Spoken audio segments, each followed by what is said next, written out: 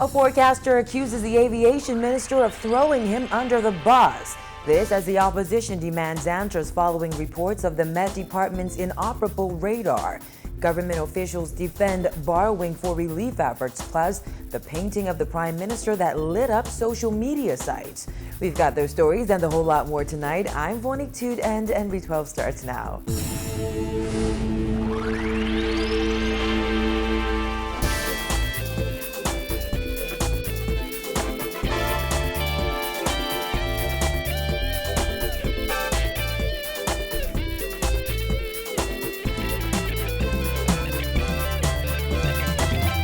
Topping news tonight, forecaster Wayne Neely has accused Transport and Aviation Minister Gladys Hannah Martin of throwing him under the bus after she and senior officials from the Met Department suggested yesterday that Neely recoded inaccurate information.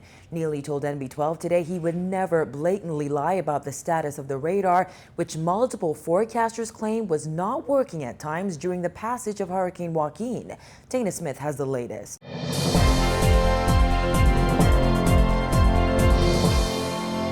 I don't mind being thrown on the bus. Over the years, I've been thrown on the bus so many times that I know what the bus looks like. It doesn't matter to me.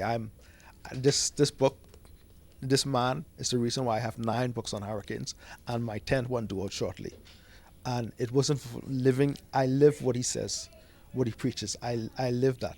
And I'm not going to come on radio or television and say the radar was working when I know in fact it was not working. It was down. The radar was not picking up any echoes on the screen that night. I took a picture, and so did other forecasters did that as well. Neely said the Transport and Aviation Minister, as well as Met Department officials, maligned his character and threw him under the bus. But he said he stands by what he said, maintaining the Met Department's radar was not working for a period during Hurricane Joaquin. I stand by what I said, and I meant. And Mrs. Hannah Martin, she's a good friend of mine. She threw me in the bus. I still consider her a friend. She did something for me that I will always be grateful to for what she done for me. But I stand by my statement. Sometimes standing means standing when everyone else is sitting down. That's what Pastor Miles told me, and I stand. At a press conference yesterday, the minister and Met Department officials said the radar remained operable prior to and during the passage of Hurricane Joaquin, despite admissions by multiple forecasters that it did not. Neely couldn't say for how long the radar was down, but said when he arrived at work on October 2nd, around 8 p.m., the radar was down and not showing any movement or echoes, though it was fixed later that night. Met Department Director Trevor Baisden explained yesterday because the Earth curves and given the radar's limited 150-mile radius, the lack of echoes was normal. Officials also said notations in the logbook, which state the radar as non-operational, were simple matters of rebooting the computer workstations and unrelated to the radar's functionality. Neely said he finds that assertion laughable. First of all, if it was down, it was a simple reboot issue. He could have called me from home, or he could call any of the forecasters or any one of the assistants to reboot that computer. It doesn't take much to reboot a computer. And so to say that it just needed rebooting, I find that laughable. Neely said other forecasters can also attest that the radar was not working, but they may not want to speak publicly about the issue because they don't want to ruffle any feathers or cause any problems.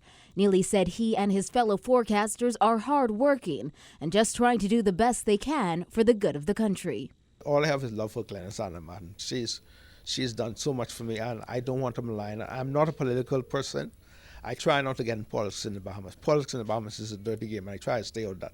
If you want to talk about hurricanes, I talk about hurricanes. If you want to talk about my books, I talk about books. If you want to talk about the history of Bahamian hurricanes, that's me to talk about. But to talk about whether the Doppler radars, I find this is a bit off the mark for me. I'm not I'm not in my comfort zone when I'm talking about these things. Reporting for NB12, I'm Dana Smith. Meantime, opposition leader Dr. Everett Mackey says he expects a definitive explanation from Prime Minister Perry Christie and the Transport and Aviation Minister on the status of the Met Department's Doppler radar. The Nassau Guardian revealed on Monday that forecasters had expressed outrage that the radar had gone down and that residents were not warned about Hurricane Joaquin as early as they should have been.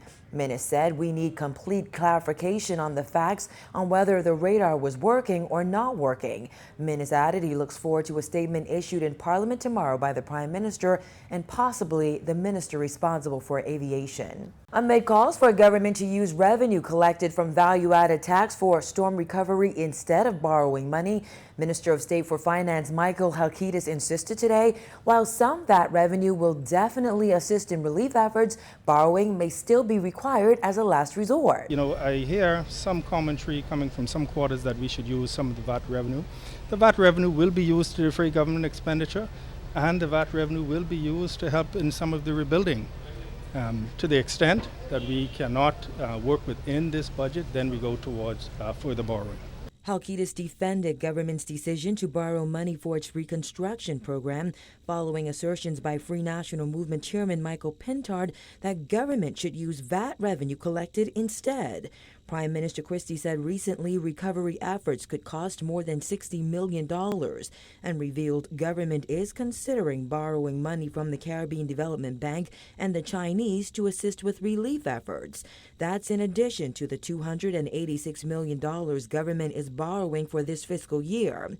Halkitis says Bahamians have every right to be concerned about government borrowing, but it's not totally avoidable. It's a concern because our debt over the years has escalated, and so I cannot stand here and say it's not a concern. We have to be very careful. But we also have to, you know, the greater reality is that you have to be able to manage it. And so to the extent that your revenues do not cover your expenses, you move towards you want to move towards a situation where it does, where you do not have to. Currently, we are not in that situation. What we have to do in that case is just be as prudent as we can in our spending and make borrowing a last resort, but it's not totally avoidable. But 5,000 people in the central and southern Bahamas were reportedly affected when Hurricane Joaquin hammered those islands. Halkitis said after assessments are completed, the initial estimate of $60 million might increase or decrease and may call for government to reprioritize items in its budget. The VAT revenue during the year 2015-2016 of $544 million. Total tax revenue $1.7 billion, non-tax revenue $338 million, for a total revenue of just over, it's about 2.046 billion. Total expenditure $2.098 billion, and then we're borrowing about $286 million for this fiscal year. I say all that to say that when we hear people make a comment that we want to know where all of the VAT revenue has gone, Chapter 128 of the Bahamas Constitution provides for the establishment of a consolidated fund into which all revenues of the government of the Bahamas are paid. And so, quite simply, the VAT revenue that we expect to collect this year will go towards defraying the expenses of the government of the Bahamas. Now, that was what has been budgeted. We've had a storm. What it's up to us to do now is to do the assessment, find out what the costs are. In the first instance, establish whether we can reprioritize some of the things that are in this budget. And then as a final recourse, then we seek to borrow any additional monies. They say a picture is worth 1,000 words. Well, one picture entered in the Central Bank of the Bahamas' annual art competition and exhibition has created quite a buzz on social media sites due to the artist's portrayal of Prime Minister Perry Christie. Simone Davis reports. Proven is the name of this painting that caused quite a stir on social media, as some deemed it as tasteless and disrespectful. But the artist of this painting, 26-year-old Everett Mackey, says it's nothing more than a mere depiction of his feelings and opinions on what's going on in the country. The illustration shows Prime Minister Perry Christie with an elongated nose and what some have described as Nazi symbols, while wearing a necktie that resembles the Chinese flag. When asked what inspired the artwork, making it clear that the painting was not a political gesture, Mackey said he just painted what others were thinking but afraid to say. I actually wanted to prove a point because plenty of things were going on at the time. Everything just recurring one behind the other. So, well, I started to paint it because I wanted to speak for people who can't speak for themselves, because everybody was thinking it, everybody's saying it, everybody's speaking amongst themselves. But nobody had no chance, no opportunity to say anything about it. Mackey's painting went viral on social media over the weekend as thousands of people commented, liked, and shared a photo of the piece. While some did not agree with the depiction, calling it disrespectful to the Prime Minister, others had no issue with it.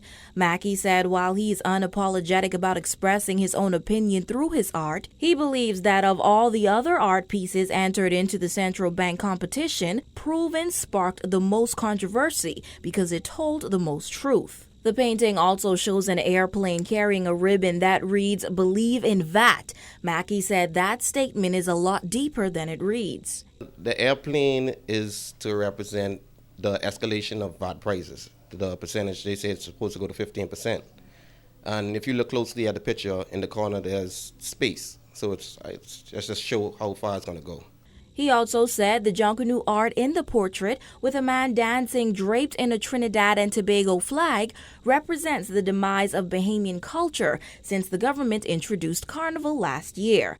However, it was the resemblance to Hitler that ruffled the most feathers. Mackey said that was more a representation of power and did not mean that the Prime Minister is the same as the Nazi dictator. Many people, they thought when I did that, they say I can't compare him to Hitler because Hitler did the whole Holocaust thing, but it had nothing to do with that. It was mainly just to show the power and what he was and how he deceived everybody. Because when Hitler first came in power, he did all those nice things for everybody, just the way the government did for us. Everything was going good at first. Everything was great for the first few, and then all of a sudden changes started happening, and things were being done on the table, and nobody can make any recollection of what was going on. He added that the Chinese flag on the tie shows the chokehold that the Chinese have on the government of the Bahamas.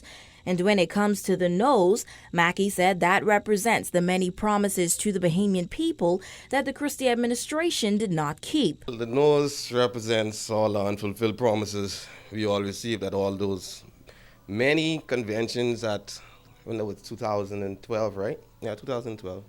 All those unfulfilled promises we got, I haven't seen any fulfilled as yet. I mean, maybe one or two small things, but all the major ones, it's not good. Specifically like what?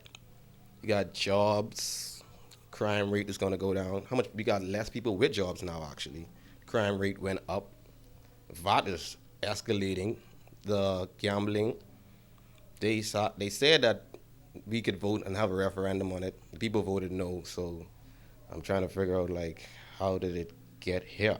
Another significant piece in the painting was a flower with a stamen that looks like an assault rifle.